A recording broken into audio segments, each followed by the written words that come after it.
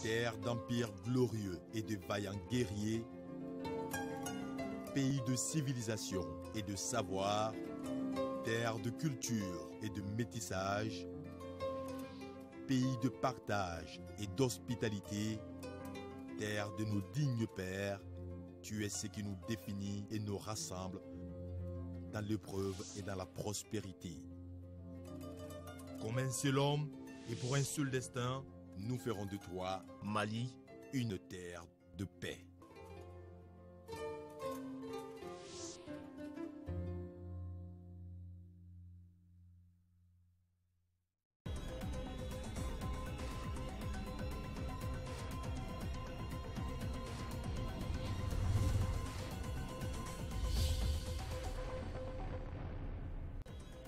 Le Mali conserve son trophée de la CAN des moins de 17 ans, une première dans l'histoire de cette compétition.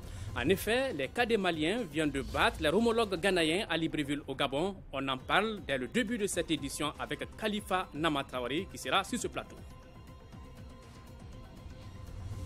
Mali-Ghana cette fois-ci sur le terrain de la diplomatie et ce sont les deux pays qui gagnent. Le président ghanéen a effectué aujourd'hui une visite de quelques heures à Bamako, une occasion pour Nana Akufo-Addo et Ibrahim Boubacar Keïta de passer en revue les différents domaines de coopération entre les deux pays. Le dossier culture de ce soir nous amène à Yorosso pour parler d'un festival. Oui, un festival pour accompagner le développement local avec en ligne de mire la consolidation de la paix. Voilà pour les titres, mesdames, messieurs, bonsoir et bienvenue aux informations quand le sport bouscule tout sur son passage. Khalifa Nama Traoré, bonsoir. Bonsoir Amadou Sangari, bonsoir à tous. Voilà. CAN des moins de 17 ans, le Mali remporte pour la deuxième fois ce trophée. Les cadets maliens ont battu leur homologue du Ghana tout à l'heure par le score de 1-0. Khalifa, on va regarder ces images et on en parle tout à l'heure.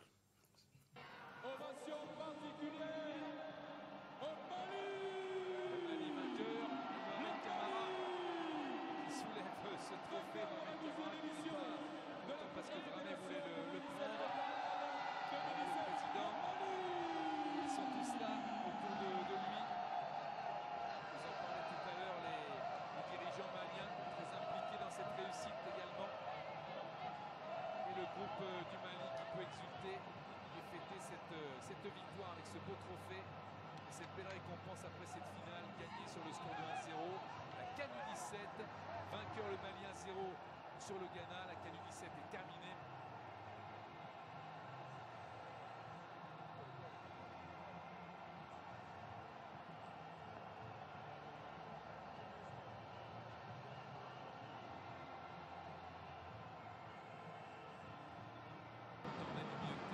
Qui va venir.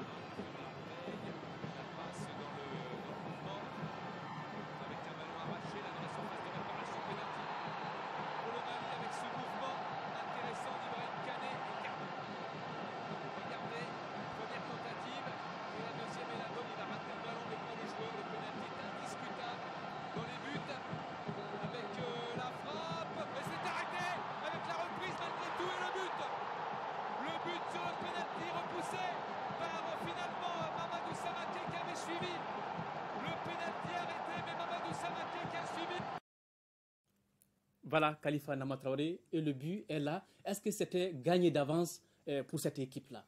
Oui, ce n'est jamais gagné d'avance en football parce que ça se joue sur un terrain. Et dire surtout, Amadou Sangaré, qu'il y a quelques semaines seulement, cette équipe ne savait pas si elle allait participer à la phase finale de la CAN ou non, puisque le football malien était tout simplement suspendu par la FIFA. Et voilà que la suspension a été levée, les joueurs se sont entraînés quelques jours, ils sont partis à cette CAN. Voilà le résultat, ils viennent de remporter ce trophée et s'est qualifié pour la Coupe du Monde de la catégorie. Et également, il faut ajouter que c'est quand même une victoire historique, un succès historique, puisque c'est la première fois dans l'histoire de cette compétition, vous l'avez dit, qu'un pays conserve ses trophées. C'est vrai, il y a des pays qui ont gagné ça 2 fois. Je parle du Ghana, qui était l'adversaire du Mali aujourd'hui, du Nigeria, qui a gagné 2 fois, et de la Gambie. Et aujourd'hui, le Mali est le 4e pays à avoir gagné ce trophée 2 fois. Mais 2 fois consécutives, ça, c'est seulement le Mali qui vient de le faire. C'est historique. C'est historique et surtout que cette compétition est née à Bamako. La première édition, c'était en 1995 au stade Omswar Modibo Keïta. Oui, Khalifa Nama Traoré, c'est vrai, les jeunes ont gagné par le score de 1-0. Est-ce qu'ils ont convaincu? Oui, convaincu ou pas convaincu, c'est la fin des choses qui compte. Le résultat final est là. Ils ont gagné parce que si on tient compte de leur parcours, ils sont entrés timidement dans cette compétition. 0-0 face à la Tanzanie. Ensuite, ils ont difficilement battu le Niger 2-1. Et contre l'Angola, c'était quand même le grand jeu. Ils ont gagné 6-1. Et aujourd'hui, face au Ghana, quand même, qui fait partie des grands en football de ce continent, ils viennent de gagner. Ils pouvaient marquer plus que ça parce qu'il y a eu un pénalty à rater encore. Mais quand même, ils ont su, à défaut de marquer un second but, ils ont su conserver cette avance depuis la 20e minute. Donc, c'est acquis est là. Ils ont remporté ces trophées. Voilà, on peut dire que c'est une victoire de la solidarité. Ils ont été très généreux dans l'effort.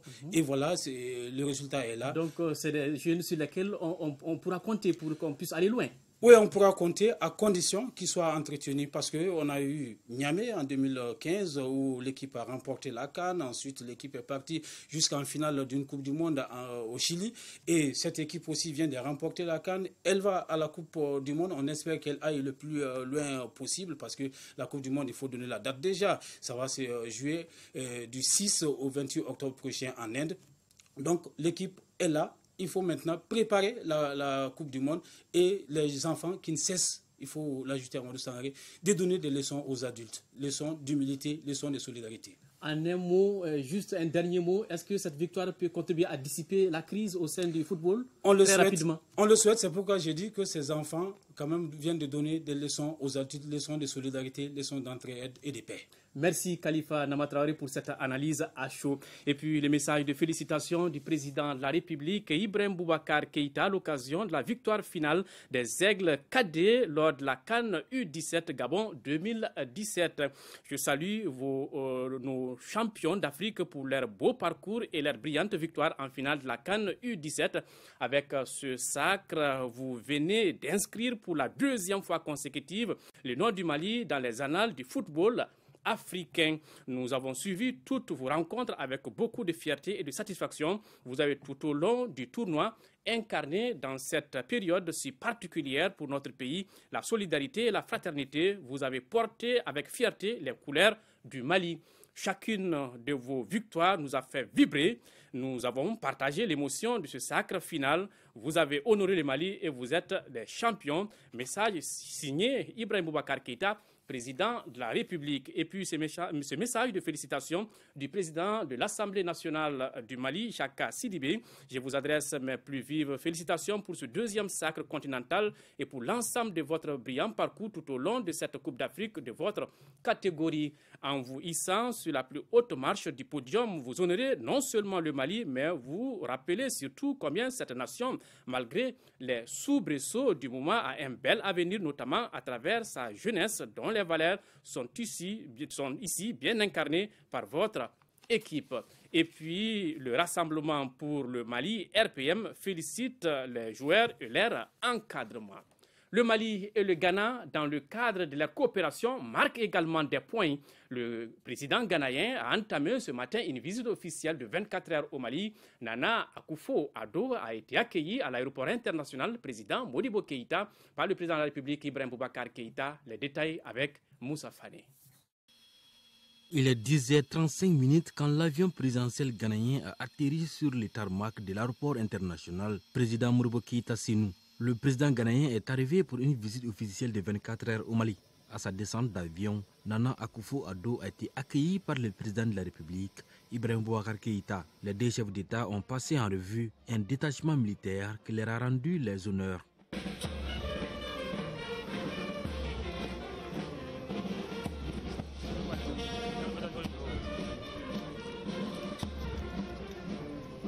Place aux hymnes nationaux des 2 pays.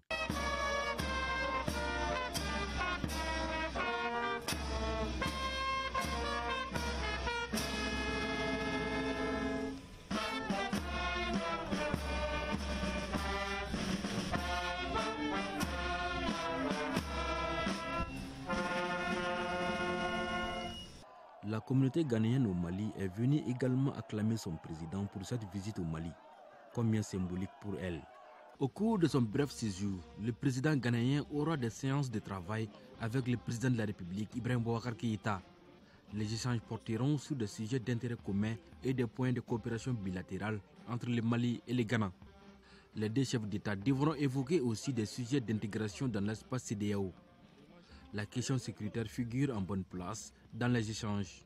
Cette visite s'inscrit dans le cadre de la volonté des deux chefs d'État de raffermir les liens solides et anciens entre les deux pays. Il faut rappeler que le Mali et le Ghana sont unis par des liens historiques, sociaux et culturels, comme l'atteste la forte communauté malienne dans ces pays, précisément à Koumansi et Takoradi. Direction Koulouba, où les deux chefs d'État ont eu un tête-à-tête entretien suivi d'une séance de travail entre les délégations ghanéennes et maliennes dirigées par les ministres des Affaires étrangères des deux pays.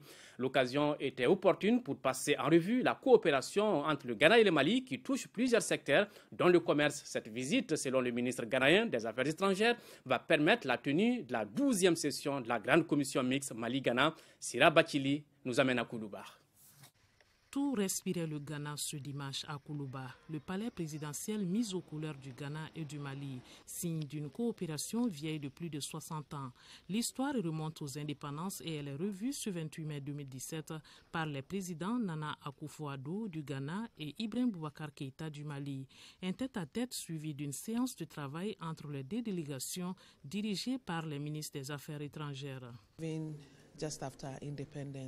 Après les indépendances, vous rappelez qu'il y a eu ce mouvement Ghana-Guinée-Mali et qui était un cadre pour développer la coopération entre les trois pays. Nous sommes ici pour réaffirmer cette vieille relation entre nos deux pays. Nous sommes aux affaires il y a seulement 5 mois, mais nous sommes ici, nous sommes venus rassurer le peuple malien et le gouvernement que le Ghana est toujours dans de très bonnes dispositions pour renforcer ces relations de coopération entre nos deux pays. Sujet d'intérêt commun donc et des points de coopération bilatérale entre le Ghana et le Mali. Un cadre de coopération déjà renforcé par la mise en place d'une grande commission mixte Mali-Ghana depuis 1973. Cette visite du président ghanéen va relancer les travaux de cette commission qui doit tenir sa 12e session. La grande commission mixte est déjà à sa 11e réunion et la visite actuelle nous permettra également de faire revivre cette grande commission afin de nous permettre d'avancer et aussi de réaffirmer notre engagement pour les relations bilatérales entre nos deux pays. Aussi, je voudrais également réaffirmer qu'au niveau de la CEDEAO, le Mali et le Ghana entretiennent de très bonnes relations pour faire avancer cette organisation. Et aussi, au niveau continental, nous sommes tous deux également membres fondateurs de l'Organisation de l'Unité africaine qui est devenue aujourd'hui l'Union africaine. Les secteurs de coopération Ghana-Mali sont divers. Nous pouvons en citer le transport, l'énergie, les mines, avec un accent particulier sur le commerce qui est très développé entre les deux pays. Coopération bilatérale, processus d'intégration dans l'espace CEDEAO ou encore la situation sécuritaire dans la sous-région. Ce sont entre autres sujets abordés par les deux chefs d'État qui ont évoqué également les questions régionales et internationales. Cette visite officielle de quelques heures à Bamako a permis au président du Ghana et du Mali d'avoir une convergence de vues sur tous les sujets d'intérêt commun. Reportage Ibrahima Traoré. Ce bref séjour du président ghanéen au Mali est sanctionné par quelques résolutions. D'abord, au plan de la coopération bilatérale, Nana Akufo-Addo et son homologue Ibrahim Boubacar Keïta invitent les ministres des Affaires étrangères des deux pays à tenir la 12e session de la commission mixte de coopération Mali-Ghana avant la fin de l'année. Évoquant la situation dans la sous-région, Les deux chefs d'État ont appelé à l'application effective du schéma de la CEDEAO sur la libéralisation du commerce et du protocole relatif à la libre circulation des personnes. Ils ont souligné l'impérieuse nécessité d'œuvrer pour l'instauration, la préservation et la consolidation de la paix et de la sécurité en Afrique de l'Ouest. Au plan international, les deux chefs d'État se sont félicités de leur parfaite identité de vue sur l'ensemble des grands dossiers concernant notamment la dette africaine, la démocratisation de l'ONU et les négociations commerciales dans le cadre de l'OMC. C'est toujours très important cette interaction entre leaders de notre sous-région afin de nous permettre de trouver une position commune face aux problèmes qui est posé à notre sous-région. Je suis encore une fois très heureux de me trouver ici aujourd'hui à Bamako. Au début, j'étais un peu inquiet parce que nous savons que c'est le début du mois de Ramadan, mais le président était aussi bien à l'aise avec moi pour discuter de ces questions aujourd'hui. Quand les gens ont les mêmes visions, les gens se réclament les mêmes principes, ont le même sentiment de l'honneur et de la dignité de l'Afrique, ils parlent le même langage. Ça a été un séjour bref, mais très dense. Sur tous les sujets abordés, et on fait un tour d'horizon assez large, une totale identité de vue. Et ce n'est pas des propos diplomatiques, la réalité. J'ai retrouvé là ce qui a fondé une relation entre le Ghana, le Mali et la Guinée. Je crois que ce n'est pas être prétentieux que de penser que nous avons l'ambition aujourd'hui de nous mettre dans les pas des pères fondateurs. Je voudrais simplement remercier mon frère d'avoir pris son temps. Il a hésité, il a dit, en raison du Ramadan, mais j'ai dit que c'est un bonheur même pour le Ramadan. C'est un bon signe que le lendemain de l'ouverture du Ramadan, il soit venu au Mali. Les deux chefs d'État condamnent la recrudescence d'actes terroristes dans la sous-région perpétrés par des organisations terroristes. Le président Ibrahim Boubacar Keïta a saisi cette opportunité pour exprimer sa gratitude au peuple ghanéen pour sa solidarité et son soutien au Mali, notamment à travers la présence d'un important contingent ghanéen au sein de la MINUSMA. Et c'est animé d'une véritable convergence de vues que les deux présidents se sont quittés avant de se retrouver avec d'autres chefs d'État de la région le 4 juin prochain à Monrovia, au Libéria. Demain, lundi 29 mai, démarrent les épreuves du certificat d'aptitude professionnelle. Cette année, ils sont plus de 22 000 candidats inscrits. Le CAP donne ainsi le top départ des examens de fin d'année 2017. À cette occasion, le ministre en charge de l'Éducation nationale adresse un message au monde scolaire. Un message, lui, ici, par le ministre de l'Emploi et de la Formation professionnelle, assurant l'intérim de son collègue de l'Éducation nationale. Il est au micro de Fademba Keïta.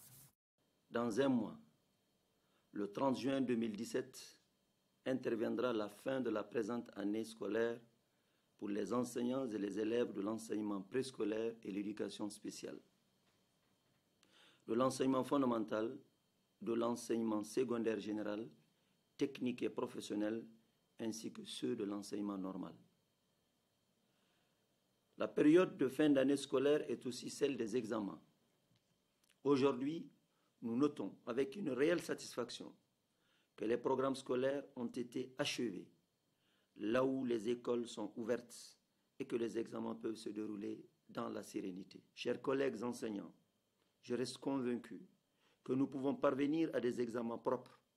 C'est pourquoi j'invite tous les collègues qui ont été choisis pour passer les examens à réussir des évaluations à hauteur des attentes, par déboire vis-à-vis de leurs élèves, par loyauté à l'endroit de l'institution scolaire qui les a investis de sa confiance, aux candidats et aux parents d'élèves, à toute la communauté éducative, j'aimerais donner l'assurance que le gouvernement a mis tous les moyens matériels et financiers à disposition pour les garantir un déroulement correct des examens, de leur surveillance et de leur évaluation.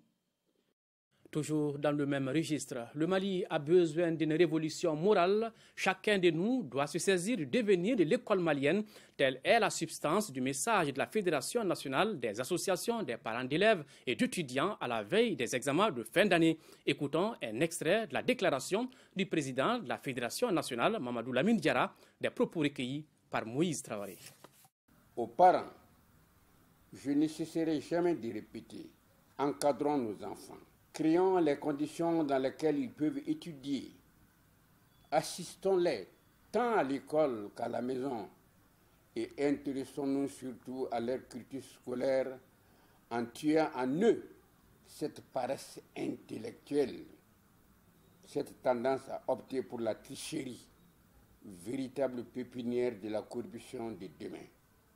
Nous ne réussirons ce pari sans l'engagement et l'engouement de tous, par la persévérance dans l'effort. Il nous faut nous investir pour une école malienne, souveraine, patriotique, studieuse, apaisée et performante. Comme l'a dit Emmanuel Kant, la fin de l'éducation est de développer dans l'individu toute la perfection dont il est capable. À retrouver donc l'intégralité de ce message à la fin de cette édition. En 4e région, le ministre de l'Élevage et de la Pêche vient de visiter les services relevant de son département. L'objectif était de s'enquérir de l'état de ces structures, ensuite échanger avec les responsables régionaux et les représentants des associations professionnelles évoluant dans les domaines de l'élevage et de la pêche. Reportage Fousseini Samaki.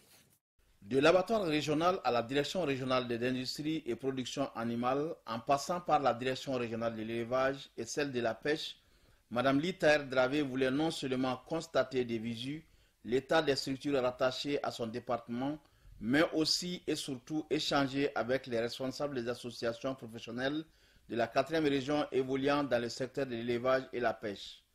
Le ministre Litaer Dravé a noté les obstacles majeurs liés au fonctionnement de ces services avant de les exercer à plus de persévérance pour l'atteinte des objectifs fixés. C'est de venir voir avec les directeurs des services au niveau régional concernés les stratégies que nous pouvons dégager en synergie avec les directions au niveau central et pour qu'on puisse aller très vite dans l'atteinte des objectifs. Les responsables régionaux ont apprécié ces échanges interacteurs qui leur permettraient de relever les défis en agro-silvopastoral. Nous souhaiterons que la visite soit continuelle pour qu'ensemble, s'il y a des difficultés, on puisse solutionner ces problèmes-là. La mission du ministre Ly a pris fin par la rencontre avec les responsables des associations professionnelles qui évoluent dans les domaines de l'élevage et de la pêche dans la région de Ségou.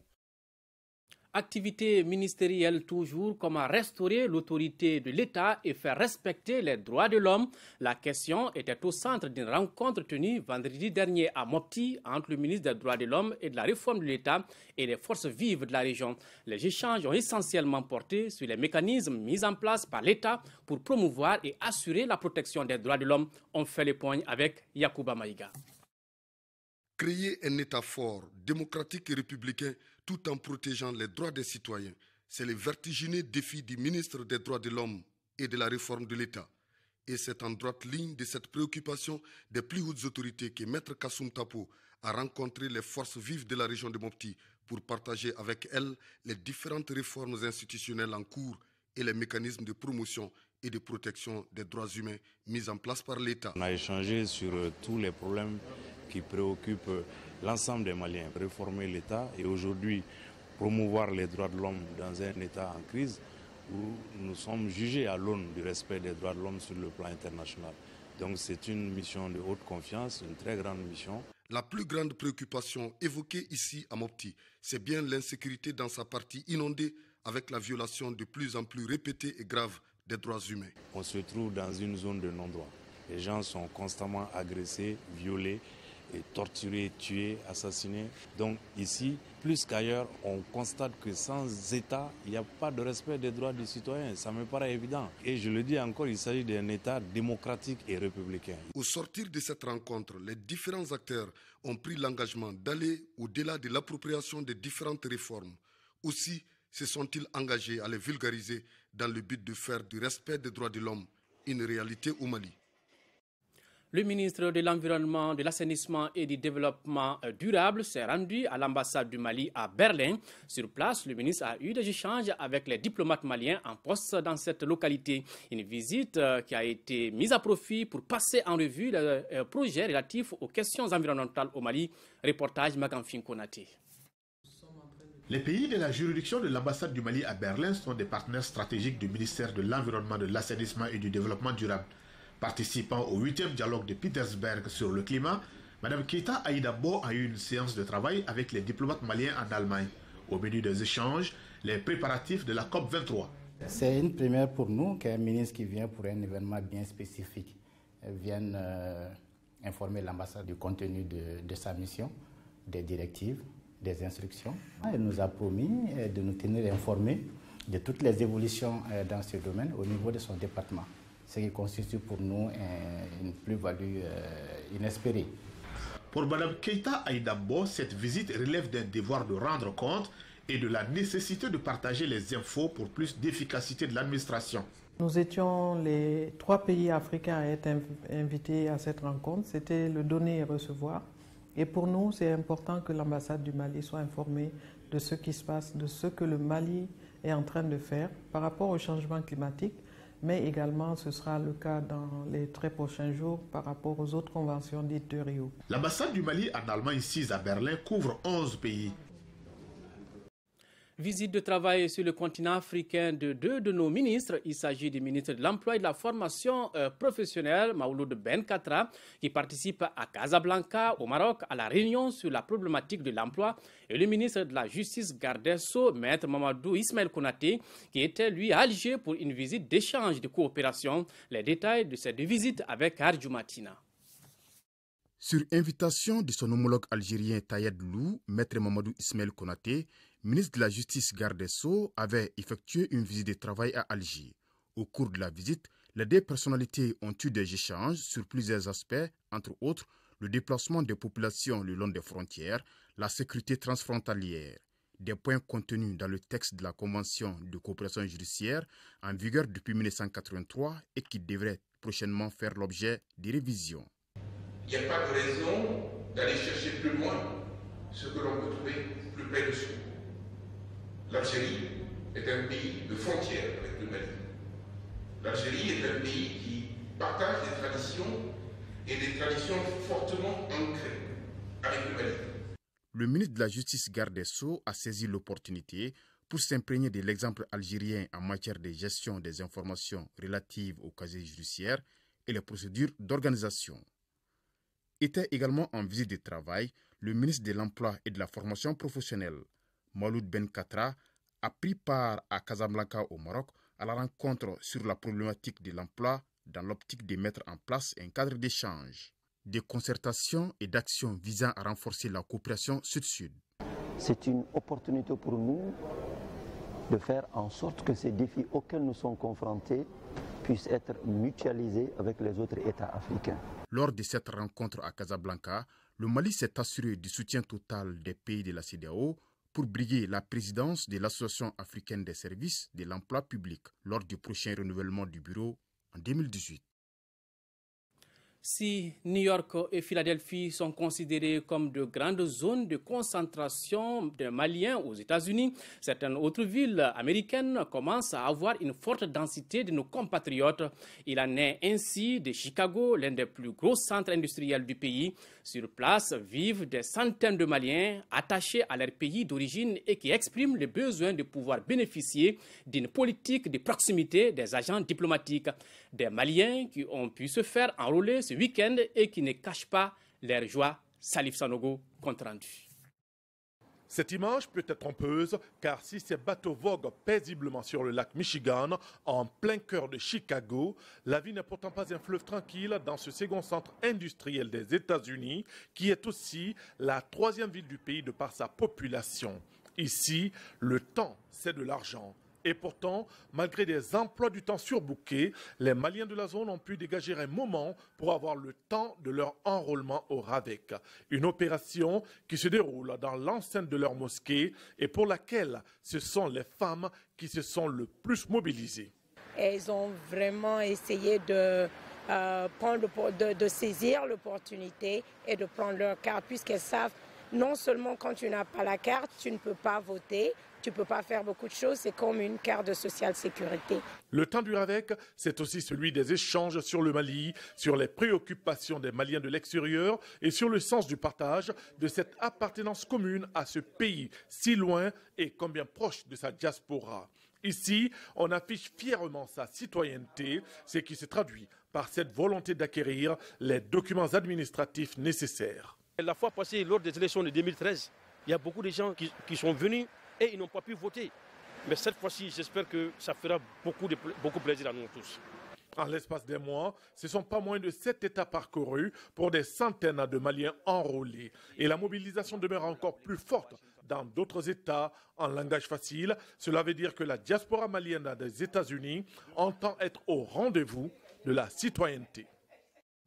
Interruption du courant et perturbations sur le réseau depuis samedi et pour cause des équipements du poste d'interconnexion et de transformation des Sirakoro-Meguetana ont pris feu, c'était samedi dernier, aux environs de 3 h du matin. Le directeur du transport et des achats de EDMSA était face aux médias pour donner des explications sur cette situation. Reportage Fademba Keita. Ce sont au total 6 cellules et des câbles de commande qui ont brûlé suite à la défaillance du disjoncteur provoquant du coup l'interruption immédiate de la chaîne de distribution d'électricité sur le réseau. Selon le directeur du transport et des achats d'énergie, les dégâts causés s'élèvent à plus de 120 millions de francs CFA. On a eu un incendie dans la cellule arrivée du transformateur qui permet d'alimenter le réseau de distribution. Toute cette zone risque d'être encore perturbée, parce que ces travaux vont nécessiter des arrêts qui vont avoir des durées assez longues. Mais nous allons quand même faire de notre mieux pour avoir un plan de travail qui permettra de minimiser ces temps d'indisponibilité. Au dire des spécialistes, la salle des cellules est le cerveau du poste d'interconnexion et de transformation de Sirakoro-Meguetana. Ce qui est le plus grave pour nous-mêmes, c'est en dessus les câbles de contrôle-commande qui permettent d'amener toutes les informations du poste dans la salle de commande et qui permet à nos agents de voir le système, de pouvoir le contrôler, commander. Et ces informations aussi sont rapatriées vers le futur dispatching national qui est au niveau de l'Apiabougou. Donc on ne voit plus rien dans ce poste à cause de l'incendie, du fait que ces câbles de contrôle commande ont brûlé. Toutes les dispositions sont d'ores et déjà prises par la direction générale de l'EDEM-SA. Les dégâts sont évalués par les équipes techniques qui avaient pris toute une journée pour rétablir provisoirement la ligne. Électricité à l'école en 3e région, 98 millions de francs CFA. C'est le coût des équipements que l'ONG Save Children International vient de mettre à la disposition des académies d'enseignement de Koutiala et de Sikasso. Ce geste vise à améliorer les performances scolaires des enfants en milieu communautaire. Sikasso, le reportage de Daouda Diakité. Des milliers d'élèves des centres d'animation pédagogique d'Nkourala, Niena et Yuruso vont désormais étudier la nuit dans des conditions optimales. C'est là grâce à la générosité de Save Children International qui vient de leur offrir gracieusement 7000 lampes solaires. C'est une nouvelle opportunité de renouveler notre ambition pour la cause des enfants du Mali à travers la donation de lampes solaires de qualité d'une valeur de 98 millions. Aux élèves de la région de Sikasso. Et c'est avec un sentiment de joie et de reconnaissance que les bénéficiaires, autorités et partenaires sociaux de l'école ont accueilli les gestes. Offrir donc la lumière aux apprenants d'aujourd'hui, c'est alors donner l'opportunité aux cadres de demain de booster l'obscurantisme hors de nos frontières et aller à la conquête du savoir multidimensionnel. Le savoir-être, le savoir-faire, le génie créateur. A noter que le programme sponsorship de Save Children International, dont l'objectif est d'améliorer les performances scolaires des enfants, intervient depuis 2008 dans plus de 360 écoles dans les académies de Sikasso et de Kuchala. Oui, on parle toujours de courant, assurer l'accès à l'électricité 24 heures sur 24 dans 15 villages des régions de Kaye, Koulikoro, Sikasso, Ségou et Mopti. Tel est l'objectif du projet promotion de la productivité de l'électricité durable dans les zones rurales du Mali grâce aux technologies hybrides. Cette initiative soutenue par le PNUD vient d'être lancée, nous dit Ba Traoré. Selon les statistiques, 65% de la population malienne est rurale et 15% a accès aux services d'électricité. Le projet promotion de la productivité de l'électricité durable dans les zones rurales du Mali, grâce aux technologies hybrides, doit permettre d'inverser cette tendance. Ce nouveau projet est exécuté par l'AER, Agence des énergies renouvelables du Mali. Le nouveau projet est un concept nouveau et qui consiste à hybrider les plateformes existantes en les mettant à côté une petite centrale solaire qui va permettre d'avoir l'électricité 24 heures sur 24 heures. Ce projet d'une durée de 4 années a un coût global de 25 millions de dollars. Il est soutenu par le PNUD à hauteur de 500 000 dollars. À travers ce nouveau projet, les populations vulnérables, en particulier les femmes et les jeunes, bénéficieront de capacités de production dans un environnement sain et favorable à la réduction de la pauvreté. Au regard de l'espoir que le Mali place dans ce projet et au soutien manifeste des partenaires techniques et financiers, j'engage la direction de l'Agence des énergies renouvelables du Mali, AER, à tout mettre en œuvre pour son exécution correcte. Le projet promotion de la productivité de l'électricité durable dans les zones rurales du Mali, grâce aux technologies hybrides, couvre 15 villages répartis entre les régions de Kaye, Koulikoro, Sikasso, Ségou et Mopti. Les mamans méritent d'être célébrées. Dans la plupart des pays, il existe une journée dédiée à ces êtres chers. Cette célébration a lieu donc au mois de mai. Ici, à Bamako, la Cité des enfants n'est pas restée à marge de cet événement. Elle a organisé une fête pour les tout-petits au cours de laquelle les enfants ont offert des cadeaux aux mamans. Inaba, notre reporter qui est aussi une maman, nous propose ce reportage.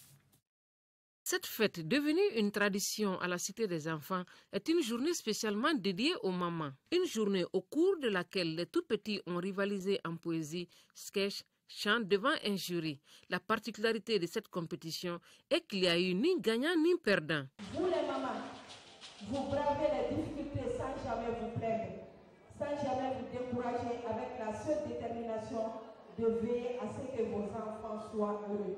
Le choix du mois de mai pour célébrer les mères n'est pas un hasard, car mai est le mois de la Vierge Marie, donc de la maternité. Le ministre de la Promotion de la Femme, de l'Enfant et de la Famille n'a pas caché sa satisfaction, d'où son appel. Il faut que nous reprenions nos rôles dans nos familles, nos rôles entre nous-mêmes, parce que pour éduquer un enfant, lui donner espoir, il faut que tu te donnes espoir. Si tu ne peux pas te donner espoir, tu ne peux pas donner espoir à un enfant. J'ai appelé les femmes du Mali. Nous sommes dans un environnement aujourd'hui qui n'est pas favorable à l'épanouissement de nos enfants. Toutes les mamans sont interpellées pour qu'on s'unisse dans la solidarité, qu'on s'unisse dans la cohésion pour donner un amour à nos enfants. Les premières traces de l'origine de la célébration en l'honneur des mères remontent dans la Grèce antique lors des cérémonies printanières en l'honneur de Rhea, la grand-mère des dieux. Dossier culture de cette édition, Yorosso, un cercle cosmopolite, un riche patrimoine et un festival pour soutenir le développement local. La ville vient de renouer avec son festival qui est un grand forum des masques. Consolider davantage la paix sociale tout en célébrant la culture, un challenge que le cercle est en train de gagner. C'est le sujet de la chronique culture de société avec Mamoutou Dante et Cheikh Oumar Sangari. Yorosso, près de 530 km de Bamako, région de Sikasso. Le mot Yorosso serait la déformation d'Ngorosso. Jusqu'en 1938, notre localité s'appelait Ngorosso, qui veut dire Ngolokasso ou Chengolo. C'est Wiwere Guita, l'un des premiers élèves d'ici, qui, en écrivant le nom pour l'administration en 1938, a mal formulé le jeu. C'est ce jeu mal écrit qui ressemblait à Y. Depuis, Ngorosso est devenu Yorosso. Le cercle de Yorosso est réputé pour sa richesse culturelle, une richesse qui s'explique par la présence de plusieurs groupes ethniques, Minianka, Bois, Sarakolé, Boron et Dafi. Pour préserver la cohésion et sauvegarder le patrimoine local, les ressortissants du cercle initient depuis 2011 un festival fédérateur. Cette année, parmi les biens patrimoniaux de la contrée présentés au public, on peut citer les cordophones localement appelés Toudunabaga, entendez par là la guitare du forgeron.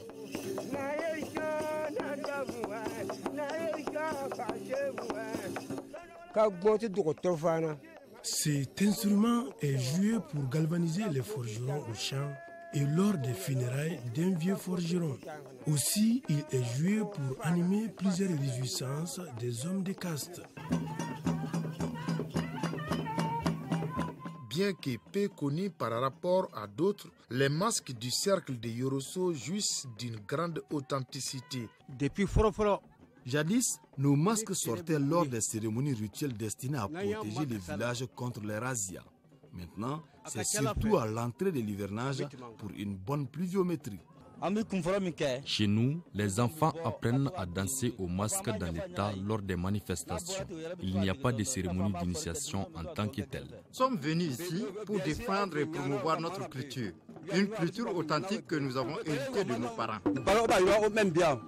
C'est dans une ferveur totale que les populations de Yorosso ont renoué avec leur festival des masques et marionnettes 6 ans après la première édition. C'est là, sous le thème « La culture, ciment des peuples et donc facteur de paix ». Une belle initiative communautaire appuyée par les autorités en charge de la culture. S'il est vrai que l'homme a droit à l'existence et que l'existence ne saurait s'épanouir que dans l'initiative et la création, alors il est tout aussi vrai que le développement ne peut se faire que sur fond de valeurs culturelles et civilisationnelles. Célébrer sa culture pour amorcer son développement, quoi de plus noble? Voilà la principale information, comme vous le savez déjà, c'est la victoire des cadets maliens qui viennent de battre leur homologue ghanéen à Libreville au Gabon par le score de 1-0, une victoire historique. La délégation donc malienne est attendue demain à 14h. Le ministre des Sports invite les Maliens à sortir massivement pour réserver un accueil chaleureux aux joueurs et à leur encadrement. Tout à l'heure, vous pourrez suivre la revue de presse cette semaine avec comme ingrédient la visite d'Emmanuel Macron au Mali, le lancement des travaux de la route Baraweli-Tamani, la journée du paysan à Ségou, entre autres invités, Alexis Calambri, des Échos, présentation Souri Ibrahima Keïta. Et puis vous pourrez suivre donc après cette édition votre émission Questions d'actualité qui traite aujourd'hui de la problématique de l'entrepreneuriat des jeunes, défis et perspectives, un débat animé par Youssouf Diakité. Voilà, c'est la fin de cette édition. Au nom de l'ensemble de la rédaction, merci de votre aimable attention. Au revoir. Allah bénisse le Mali.